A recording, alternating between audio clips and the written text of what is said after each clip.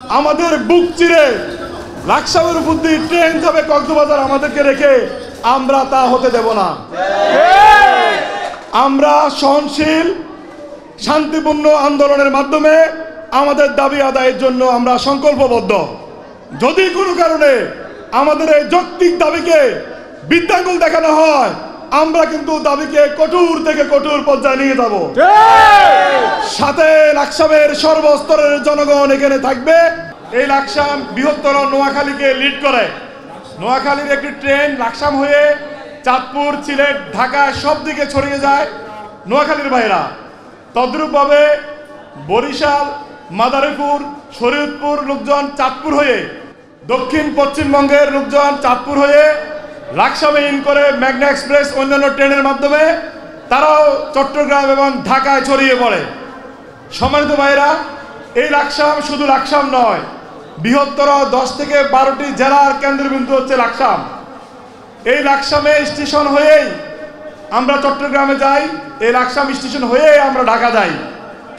আমাদের পর্যটন নগরী কক্সবাজারে যাওয়ার জন্য আমাদের পরিবারের গুলো এবং এই এলাকার ভ্রমণ পিপাসু মানুষগুলো কখনো কুমিল্লা বিশ্ব রোড থেকে আমরা বাসে উঠি, কখনো ঢাকা থেকে টিকিট কেটে আমরা বিশ্ব রোড গিয়ে আমরা বাসে উঠি।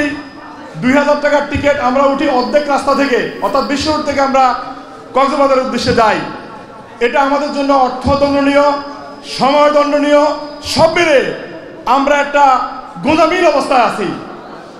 সরকার যেহেতু 2টি ট্রেন চালু করেছে, আমার লাকসামবাসীর এবং সর্বস্তরের জনগণের উদ্দেশ্যে এবং সকল জনগণের পক্ষ থেকে আমি যে উদ্যোগটি নিয়েছি সেটা আমার একার উদ্যোগ নয়, এটা লাকসামবাসীর মনের দাবি, প্রাণের দাবি যে লাকসামে যে 2টি ট্রেন রয়েছে, কক্সবাজার এক্সপ্রেস এবং পর্যটন এক্সপ্রেস, এই 2টি ট্রেনের যে কোনো একটি ট্রেন অন্তত 2টি বগি নিয়ে প্রতিটি বগিতে 60 জন করে যাত্রী থাকে।